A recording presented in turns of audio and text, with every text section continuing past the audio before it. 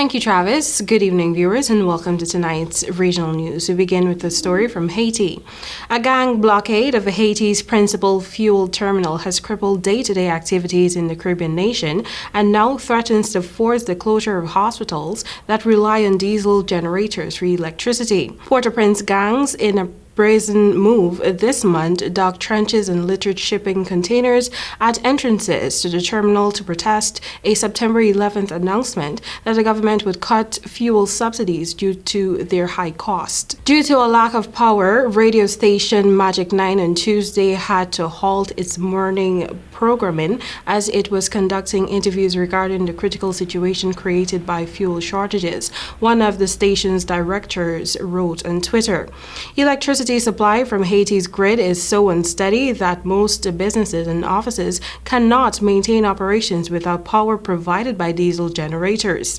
Around 30% of antennas operated by Digicel, Haiti's largest mobile phone provider, were out of fuel. The plan to hike fuel prices unleashed anger among Haitians already struggling with soaring prices, triggering protests and street violence that developed into looting.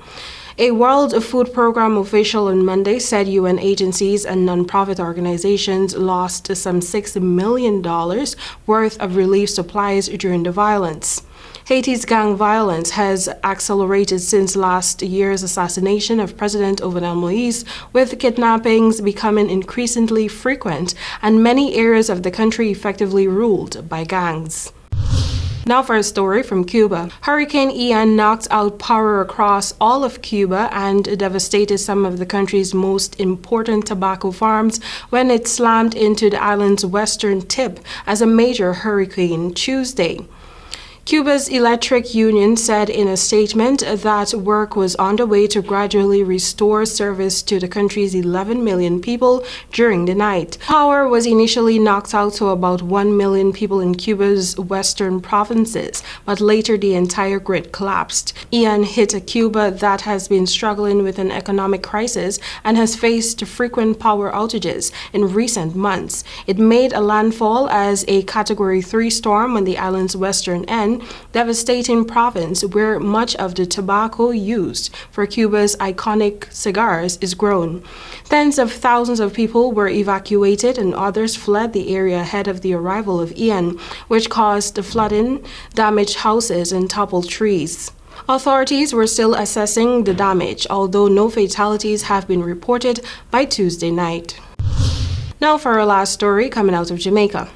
Prime Minister Andrew Holness says that poverty is no excuse for having an illegal gun and using it to commit crimes, noting that the poor and vulnerable are those who are most affected by these crimes. Holness said it is no longer an excuse for youngsters who claim that because they are from poor households and low-income families without opportunities, that the only way out is to get a gun. The Prime Minister was speaking at a handover of an apartment complex as part of Government of Jamaica's social housing initiative at 4th Street, Bell Rock in Kingston. He said the government is aware of the challenging social circumstances that exist and they are working to address both sides of the equation.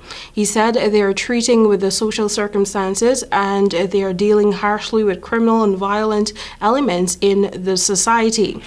He also reiterated that the government intends to initiate a gun amnesty once the Firearms Prohibition, Restriction and Regulation Act is entered into force. The legislation, among other things, establishes harsher penalties for offenses connected to the illicit trade, manufacture, stockpiling, possession, and use of illegal guns. It was passed in the Senate on Friday, September 23rd, with 17 amendments and will return to the House of Representatives for approval. It will become law once it receives the Governor General's assent. The amnesty will allow persons who are in possession of illegal firearms and ammunition to surrender these to the state without prosecution. That has brought us to the end of tonight's regional news. Thank you for watching. Back to you, Travis.